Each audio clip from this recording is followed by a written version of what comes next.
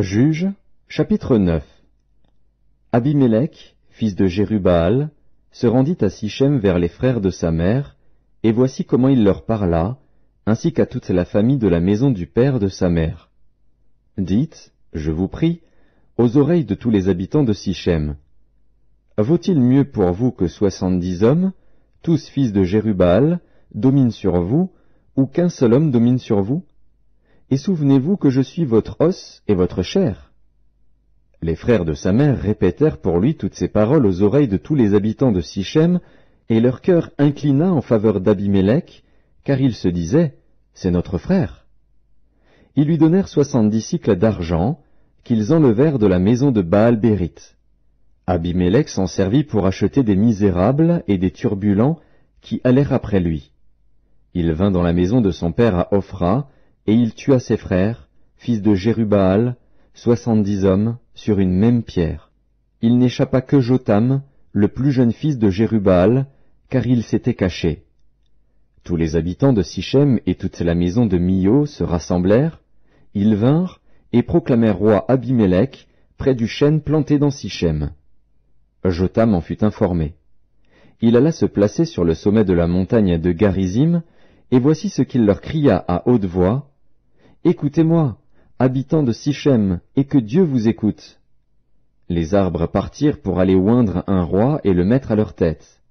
Ils dirent à l'olivier, règne sur nous.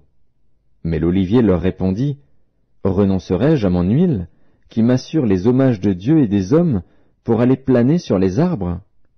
Et les arbres dirent au figuier, viens, toi, règne sur nous. Mais le figuier leur répondit, renoncerai-je à ma douceur et à mon excellent fruit pour aller planer sur les arbres?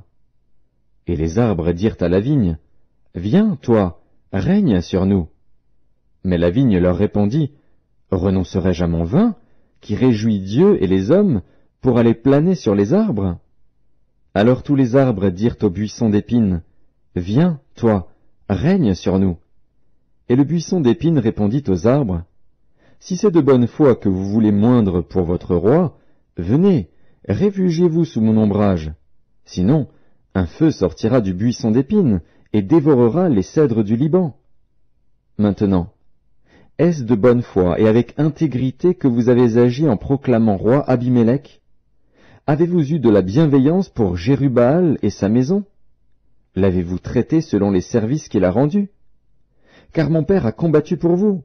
Il a exposé sa vie, et il vous a délivré de la main de Madian. Et vous, vous vous êtes levé contre la maison de mon père, vous avez tué ses fils, 70 hommes, sur une même pierre, et vous avez proclamé roi sur les habitants de Sichem Abimélec, fils de sa servante, parce qu'il est votre frère. Si c'est de bonne foi et avec intégrité qu'en ce jour vous avez agi envers Jérubbaal et sa maison, eh bien, qu'Abimélec fasse votre joie, et que vous fassiez aussi la sienne.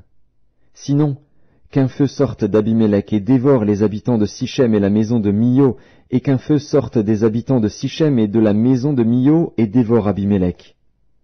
Jotam se retira et prit la fuite.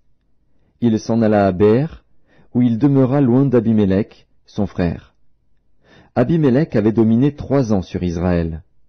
Alors Dieu envoya un mauvais esprit entre Abimélec et les habitants de Sichem, et les habitants de Sichem furent infidèles à Abimélec, afin que la violence commise sur les 70 fils de Jérubbaal reçût son châtiment, et que leur sang retombât sur Abimélec, leur frère, qui les avait tués, et sur les habitants de Sichem, qui l'avaient aidé à tuer ses frères. Les habitants de Sichem placèrent en embuscade contre lui, sur les sommets des montagnes, des gens qui dépouillaient tous ceux qui passaient près d'eux sur le chemin. Et cela fut rapporté à Abimélec. Gaal, fils d'Ébed, vint avec ses frères, et ils passèrent à Sichem. Les habitants de Sichem eurent confiance en lui. Ils sortirent dans la campagne, vendangèrent leurs vignes, foulèrent les raisins, et se livrèrent à des réjouissances. Ils entrèrent dans la maison de leur Dieu, ils mangèrent et burent, et ils maudirent Abimélec. Et Gaal, fils d'Ébed, disait, qui est Abimélec, et qu'est Sichem, pour que nous servions Abimélec? N'est-il pas fils de Jérubbaal, et Zébul n'est-il pas son commissaire? servez les hommes de Hamor, père de Sichem. Mais nous, pourquoi servirions-nous Abimélec? Oh, si j'étais le maître de ce peuple, je renverserais Abimélec. Et il disait d'Abimélec, renforce ton armée, mets-toi en marche. Zébul, gouverneur de la ville, apprit ce que disait Gaal, fils d'Ébed, et sa colère s'enflamma. Il envoya secrètement des messagers à Abimélec pour lui dire, voici, Gaal, fils d'Ébed, et ses frères, sont venus à Sichem, et ils soulèvent la ville contre toi. Maintenant, pars de nuit, toi et le peuple qui est avec toi, et mets-toi en embuscade dans la campagne. Le matin, au lever du soleil, tu fondras avec impétuosité sur la ville, et lorsque Gaal et le peuple qui est avec lui sortiront contre toi, tu lui feras ce que tes forces permettront. Abimélec et tout le peuple qui était avec lui partirent de nuit, et ils se mirent en embuscade près de Sichem, divisés en 4 corps. Gaal, fils d'Ébed, sortit, et il se tint à l'entrée de la porte de la ville. Abimélec et tout le peuple qui était avec lui se levèrent alors de l'embuscade. Gaal aperçut le peuple, et il dit à Zébul, « Voici un peuple qui descend du sommet des montagnes. » Zébul lui répondit, « C'est l'ombre des montagnes que tu prends pour des hommes. » Gaal, reprenant la parole, dit, « C'est bien un peuple qui descend des hauteurs du pays, et une troupe arrive par le chemin du chêne des devins. » Zébul lui répondit, « Où donc est ta bouche, toi qui disais, « Qui est Abimélec pour que nous le servions » N'est-ce point là le peuple que tu méprisais? Marche maintenant, livre-lui bataille. » Gaal s'avança à la tête des habitants de Sichem, et livra bataille à Abimélec. Poursuivi par Abimélec, il prit la fuite devant lui, et beaucoup d'hommes tombèrent morts jusqu'à l'entrée de la porte. Abimélec s'arrêta à Aruma, et Zébul chassa Gaal et ses frères, qui ne purent rester à Sichem. Le lendemain, le peuple sortit dans la campagne. Abimélec, qui en fut informé, prit sa troupe, la partagea en 3 corps, et se mit en embuscade dans la campagne. Ayant vu que le peuple sortait de la ville, il se leva contre eux, et les battit. Abimélec et les corps qui étaient avec lui se portèrent en avant, et se placèrent à l'entrée de la porte de la ville. 2 de ces corps se jetèrent sur tous ceux qui étaient dans la campagne, et les battirent. Abimélec attaqua la ville pendant toute la journée, il s'en empara, et tua le peuple qui s'y trouvait. Puis il rasa la ville, et y sema du sel. À cette nouvelle, tous les habitants de la tour de Sichem se rendirent dans la forteresse de la maison du dieu Bérith. On avertit Abimélec que tous les habitants de la tour de Sichem s'y étaient rassemblés.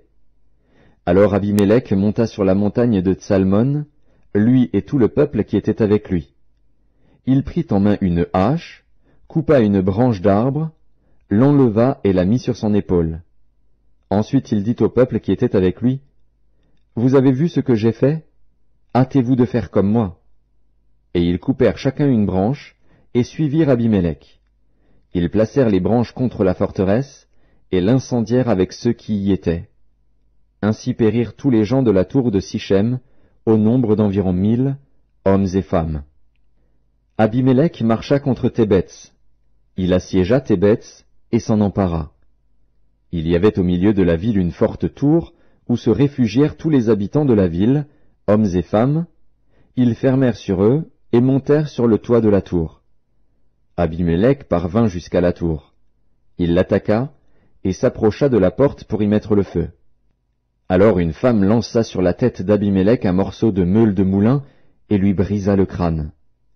Aussitôt il appela le jeune homme qui portait ses armes et lui dit « Tire ton épée et donne-moi la mort, de peur qu'on ne dise de moi, c'est une femme qui l'a tué. » Le jeune homme le perça et il mourut. Quand les hommes d'Israël virent qu'Abimélec était mort, ils s'en allèrent chacun chez soi. Ainsi Dieu fit retomber sur Abimélec le mal qu'il avait fait à son père, en tuant ses 70 frères, et Dieu fit retomber sur la tête des gens de Sichem tout le mal qu'ils avaient fait. Ainsi s'accomplit sur eux la malédiction de Jotham, fils de Jérubbaal.